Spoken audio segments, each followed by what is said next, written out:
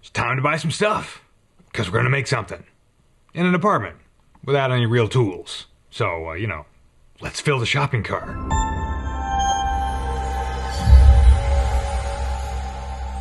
Greetings, good humans, and welcome to Tabletop Alchemy, where sometimes we build a camera rig for a very particular shot, and we thank our patrons for helping fund this Tim the Toolman episode.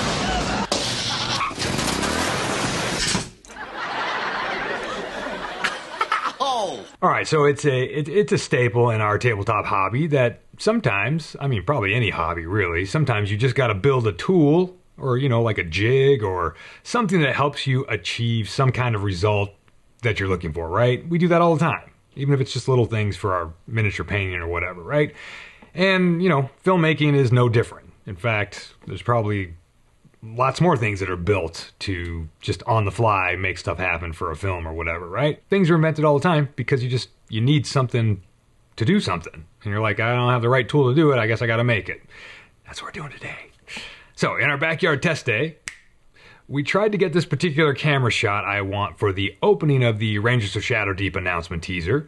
And I want to shot something like this here. Actually, this is very close to what I want. Not the objects in the shot or the grass or anything, but just the camera move. And we tried it with a stabilizer on a stick method, and due to the length of the shot, like the number of feet that I want to cover with the shot, this is the part that doesn't work. Now, it's not Brad here specifically that doesn't work, but rather it's the notion of having a person try to pull this shot, because they've got to cover, it's just covering too much ground for a human being to stretch over and keep the camera level and like right where it needs to be, right? So we need a more stable rig that allows for a few specific things. One, we need to be able to fly the camera X number of feet without seeing any of the rig itself. Two, we need to be able to position the camera with the exact camera tilt and the height from the ground. So if we want it to be, I'm looking at my reference monitor down here. If this is the ground, we want the camera to be, we want the ability to put the camera, lower to the ground, higher to the ground, whatever. And we want the ability to tilt the camera and lock it in that place so that the camera move stays the same. Three, we need to be able to dry run the camera move and stop wherever we want to dress the props in the shot to the camera frame. So we want to be able to just like move the camera over a little bit in the move, see what we see, dress objects to the frame, move the camera a little more, make sure that the frames are in the shot. So we need a rig that's just going to hold the camera there. That doesn't require a person holding a stick with a camera at the end of it. And four, the whole thing needs to be economically viable, meaning it needs to be significantly cheaper than renting a jib and a professional dolly that could accomplish the same thing. Or at least, it's got to be cheap enough that, combined with the idea that we own it and can use it whenever we want, plus the money we put into it, together makes it a good investment. So with all that in mind, I spent roughly $320 for the stuff that we use today, and in the end, I'm probably going to need to spend another $100 or so to fix a particular issue that we'll see towards the end, and I point out how we're going to address that. So for reference, the cheapest rental on a jib of the size I would need for this particular shot that I could find just in a quick Google search is about $200 per day, which is actually a surprisingly good rental cost for a jib of this size. But then I would still need to rent dolly track and a doorway dolly, which easily puts the total for a single day well over $350. On top of which, I would have to go, I got to factor in, I'd have to go pick up the equipment, drop the equipment off, and I have to be able to transport it, which would be an issue because I would have to rent a truck to fit at least the dolly track, which is going to be probably 12 feet long when it's collapsed. The point is that I think the out-of-pocket cost for this little rig we're going to make today is more than acceptable, especially with the idea that we can use it for other things after the fact or before the fact. I could use it for anything, really, and it'll fit in my car, mostly. So, let me get my state-of-the-art tools out of the linen closet and we'll go to work. Because, the linen closet is where you keep state-of-the-art tools. Duh. And now we're going to build something. Now, every package has to, of course, go through Rowan inspection. Duh. mean, it's in her contract, and we honor contracts here. Come on. We're professionals. All right, so I got 2 of these cheapy super clamps. Now, these have the ability to fit onto light stands or C-stands and then be able to hold something else in the clamp part. And they're built to clamp onto flat or curved surfaces, which is very handy. Now, this is a baby plate with a 6-inch post. Now, a typical baby plate has a 3-inch post. And with these holes in the plate here, they are often screwed onto like a piece of wood or an apple box or something. And then you can put like a light fixture on it, you know, using the lights, the standard light fixtures, light stand yoke or whatever.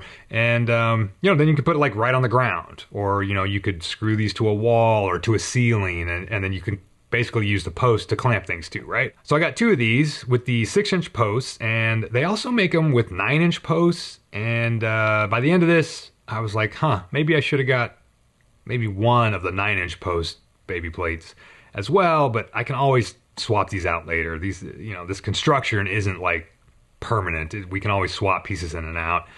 So now these 4 little boxes, let's see, these are basically called skate wheel dolly wheels. Skate wheel Dolly wheels? Yeah, they're dolly skate wheels, dolly skate wheel units.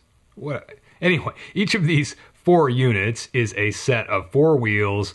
They each have 2 opposing pairs of skate wheels that are mounted on angle plate. So they're at a 90-degree angle. This is so they can ride on pipe, a circular surface. They can ride on pipe up to, I think, 1.5 inches in diameter. So they can roll on like standard PVC pipe or speed rail or, you know, other steel pipe, whatever. And they can be mounted to either a platform, like a chunk of plywood, which is what we're going to do today, or in some cases, they can be mounted directly to specific tripod legs. And I didn't realize that these came with these bearings that allow the wheels to free spin. They turn. Now that's pretty cool. So these bearings would let the whole unit roll on curved track. Now, if we had curved track, we could make use of that. For the shot that I need, we're just going to take these out and just hard mount the wheels to a platform so it can be run on straight track. I'll save the bearings, you know, maybe they'll come in handy for some other thing down the road if we ever have curved track and we need to do that, we'll have them, whatever. Now here's a chunk of birch plywood I got from Lowe's for 20 bucks. It was pre-cut and I wanted to get 3/4 inch plywood, but I would have had to buy a full 4x8 sheet and had it cut down. And while this 2 foot by 2 foot piece probably isn't really as big or not as thick as I wanted it to be, I think it's going to work.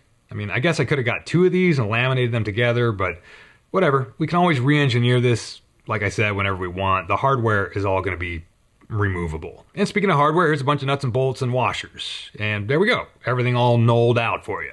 Now, this isn't every single thing we're going to use, but it's most of the stuff we're going to use. And it's all the stuff that I purchased, excluding the track itself, which we'll see on the floor here in a minute.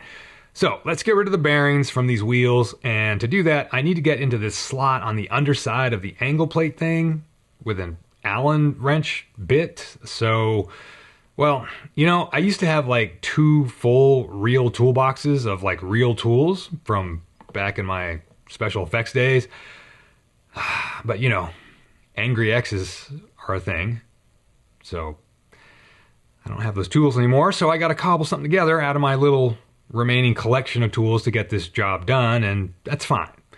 Ooh, crescent wrench. I haven't used one of these in like 25 years. It's got red paint on it because when I worked in the special effects shop, everyone had to mark their tools so you could keep track of them, right? Because everybody had kind of like the same sets of tools, and we'd be all working on the same big model, and then you'd see tools laying around, and you know, you didn't want someone else to walk off with your tool that you spent your hard-earned money on. And so, of course, I chose red as my color, and so, like, check this out. I went and grabbed this out of my little tool bag there. This is a set of just little tiny, you know, little, like, watch screwdriver type stuff. Little watch screwdrivers, right? But this is, I guess, 30 years old at this point, and it's the set that I bought to use in the effects shop, and check that out. If you can see it, I even made a skull and crossbones stencil for the bigger tools. Because, you know, because pirates. Come on. Okay, so that's all the bearings pulled, and now we got to do some measuring and marking And my typical mantra is to, is it mantra or mantra? It's probably mantra. My typical mantra is to measure once and cut 50 times. I'm pretty sure that's wrong, but might as well at least, be consistent.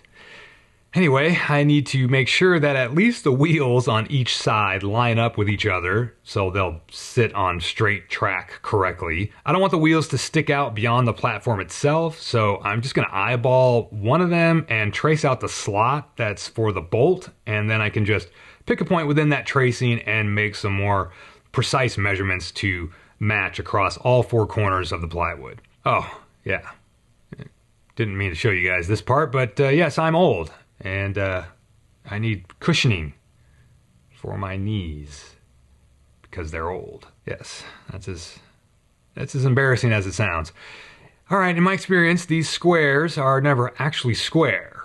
Well, when I use them, they're not. So you tell me, who's not square? Me or the square?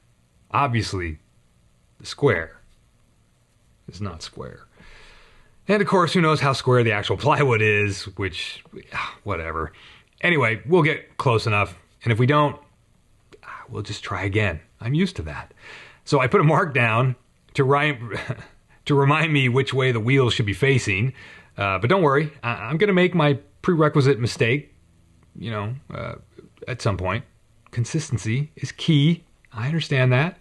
I won't give up. So I transferred my measurements to all four corners, and let's just eyeball everything to make sure we're at least in the ballpark, so it looks like I didn't make any huge grievous errors. All right, here's a super cheap spring-loaded punch that makes making marks on wood fun, and that's what it's all about, right? Come on, you gotta have some fun. Now, time for the screw gun, and a screw gun is one of the best tools a person can have in their toolbox, or linen closet, as the case may be. I used to have a state-of-the-art DeWalt a quarter of a century ago, or longer, but now I've got this fancy disposable $25 Black & Decker toy that will maybe get today's job done. We'll see. Here's an interesting side note about life that I noticed while crawling around on my hands and knees building this thing. A lot of times we say life repeats itself, or history repeats itself. But remember, there are no true actual circles in our universe. Rather, everything that appears circular is actually just part of a spiral. So we're not repeating, we're progressing. Case in point, I live right now in an apartment that is down the street about 3 blocks from an apartment I lived in almost 30 years ago. And I'm building a thing that I built almost exactly the same way 25 years ago. I built a dolly platform out of a similar set of wheels for a similar purpose, moving a camera during a shot. But while I could just think, oh, life is repeating, I'm stuck in the same spot I was 25 years ago, it might seem that way on the surface, but actually, I've progressed. Maybe the depth of progression is arguable from certain perspectives, but I've progressed. Some things are eerily similar, but at the same time, they're different because progress has happened. Back then, I was just getting into filmmaking and learning stuff, and now I'm working on a much bigger project with more experience, and my previous experience is proving to be a little bit advantageous. Just a little bit. Now, things may repeat, but they're never quite the same. So take heart. Oh, look, I did something smart. I wouldn't have done that 25 years ago. I raised the platform off the floor so that when I drill through it, I don't drill into the actual floor. See? Progress. So I got these 5/16 bolts to attach the wheels to the platform, and I had one 5/16 drill bit for something else, and it worked out perfect for this. Now, before I put the wheels on, I figured I should maybe install the baby plates. So I didn't have to put them on after I'd put the wheels on there, because that would have been kind of a pain. Now, these baby plates have 8 holes, but I'm just going to use 4 bolts for each one. That should be fine. Now, I got to do some more measuring and eyeballing, and really the most important thing here is it's just like the wheels. I got to make sure the baby plates are lined up with each other relative to the platform itself, so that, it's like it's in a straight line, it's holding the camera rig in a straight line with the track that it's going to be rolling on. Now I get to use the punch again and then cut in the pilot holes and then use that same 5/16 drill bit to carve out the holes for the 1/4 bolts I got for the plates, which, being a larger hole than necessary, works out pretty well because the holes on the baby plates are not exactly spaced out where I can measure them super accurately, and a little bit of play is probably helpful. So that should be all the drilling done. Let's do a little sweepy sweep, get the dust cleaned up, and cool. Now we can mount the plate, bolt it on. I'll use these machine screws and washers and flanged nuts to try to make it as secure as possible.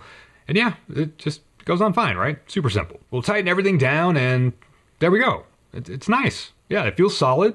Yeah, it takes some weight. Yeah, should work just fine. Now let's put the other one on. Same thing, just, put in 4 bolts, put the washers, nuts on, tighten it up. There we go. 2 baby plates mounted, good to go. Now we can put on the wheels. I'm using the 5/16 bolts here and washers, of course, and I can't reach into the angle plate to hold the nut in the bottom underneath the angle plate. And yes, just as an aside, here you can clearly see I'm putting this wheel on the wrong side of the platform. I told you, the mistakes were coming.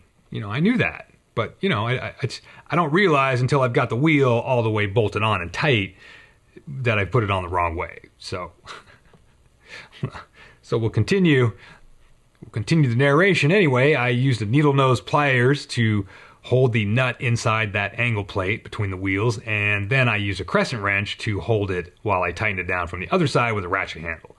And that's when I realized my mistake and have to remove the wheel and put it on the other side, the bottom side of the platform. Of course, it's just funny to watch mistakes happen after the fact because you're like, how in the world could I have made that mistake? It's like so obvious, right? Anyway, I needed a way to make sure these wheels lined up with each other because, again, they can rotate, on the single bolt as it gets tightened. So I first tried using the ruler to line them up, but that didn't fit under the wheels. So then I just grabbed my old plastic level thing. It's like 2 feet long, and I just pushed it up against the wheels to make them conform to a straight line, assuming the plastic level thing is straight. And there we go. 4 wheel sets installed, and it rolls on the floor. Let's put it on some track. All right, look at that. It works. I mean, yeah, it performs its basic function. So now let's actually mount the camera thing. Now, this is a swivel grip head taken off of a C-stand, and this is another grip head taken off of another C-stand, and these are going to hold our super clamp things. And this is why I got the 6-inch baby plates, and maybe why I should probably get a 9-inch baby plate to swap one of these out with. So using the ability to offset the height of each grip head, or each grip head / super clamp combo, we can alter the tilt of the rod that we're going to use to hold the camera, which means we can actually get the camera lower than the dolly platform itself if we want to. And in this particular case, I do need the camera to be kind of lower than the surface of the platform that it's actually riding on. Now, the super clamp itself, in the orientation I wanted to use it in, actually blocks the grip head's handle from being able to tighten all the way down. I didn't foresee that. I didn't really have a way to test that, I guess, till I got these parts. So we got to reorient the way the super clamps mount in the grip head. So it's kind of a bummer because I thought I'd be able to use the grip heads to be able to use their rotation. I was thinking I could rotate the super clamps so that each clamp could then match the overall tilt that occurs from the height difference that I just talked about. Now, there might be a way to adjust things to do that, but it's going to work like this too. It's just not quite as awesome, I guess. Anyway, here's what we'll use to hold the camera way out in front of the platform. Now, this is just the main riser from a C-stand with the legs pulled off. The advantage to using this is that, first, it's pretty beefy, and second, it has telescoping segments. So we can extend the mounting point almost like 8 feet out in front of the dolly. I mean, even more if we were to push the main riser body all the way forward. Probably could get it out to almost 10 feet. But yeah, and then to mount a camera, just to test this all out, I'm just going to use this little pivoting light stand adapter to attach the camera to the C-stand riser. For the actual shot, we'll probably attach the gimbal that we used in the other test to give us even more stability and the ability to mechanically tilt the camera exactly where we want. Now, I put a sandbag on the platform. It's the only sandbag I had in the apartment. And yeah, it rolls fine on the track. But eventually, doing these tests, I added my 2 dumbbells that I use for working out in the mornings. So I added another 40 pounds of weight on the platform just to make everything kosher there. And a couple days after I built this, I went and purchased 2 more sandbags so I don't have to use, dumbbells, because I want to be professional, right? So let's roll camera on some tests. Now, I shot a bunch of takes, and I shot them in different frame rates. You can see down here in the corner, I just tagged each shot with what the frame rate is, 24 frames per second, 30 frames per second, 60 frames per second, and 120 frames per second. All of those conformed or slowed down to 24 frames a second, to basically making slow motion versions out of the shot. Now, it turns out I cannot move this rig even remotely as slow as I want the shot to be in 24 frames a second, which sounds dumb. It sounds like, oh, you should be able to roll it as slow as you want. But there is a trick to this rolling this platform by hand and making it a steady speed is definitely not as easy as you think it is. And then you're also trying to not get too much vibration way out at the end of the arm. It vibrates a little bit, and we're going to talk about that in a second. So ultimately, I think the 120 frames per second version slowed down to 24 is how I'm going to shoot the actual shot, which the slow motion will be awesome for when we have the smoke in the frame, the fog from a fog machine and that sort of stuff. Now, there's definitely some camera shake from 2 different issues. One is just, like I was mentioning, the length of the pole extension just introduces vibration, right? But I can dampen most of that by getting a ratchet strap or something like that to essentially work like a tension wire that will sort of put tension from the front of where the camera is going to be mounted, and we'll cinch it back and tighten it up to something on the platform to make it a little bit more rigid. And that should kill the micro vibrations in the shot. Plus a little tiny bit of Steadicam or stabilization in post won't kill the shot. But then again, we're also going to use the gimbal in the actual shot, so the gimbal might actually take all that stuff out. We'll see. Now, the other issue is this big, weird, floating bump at the end of the shot.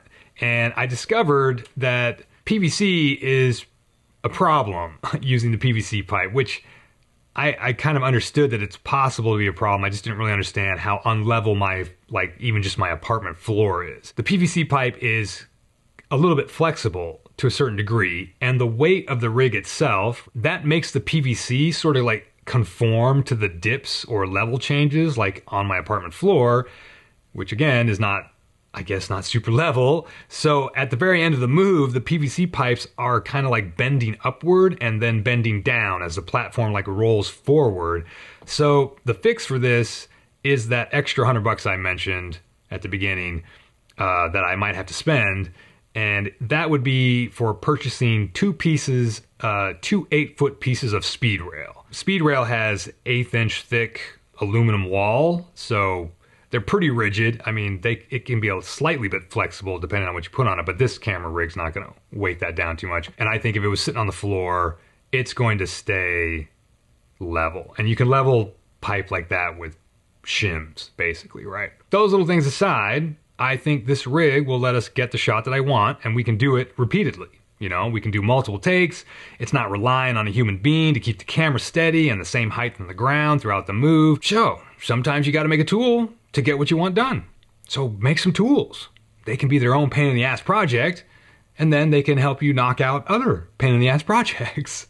Sometimes DIY is the way to go. Actually, a lot of times DIY is the way to go. Mistakes and all, right? Everything's XP. It's time to level up. See ya.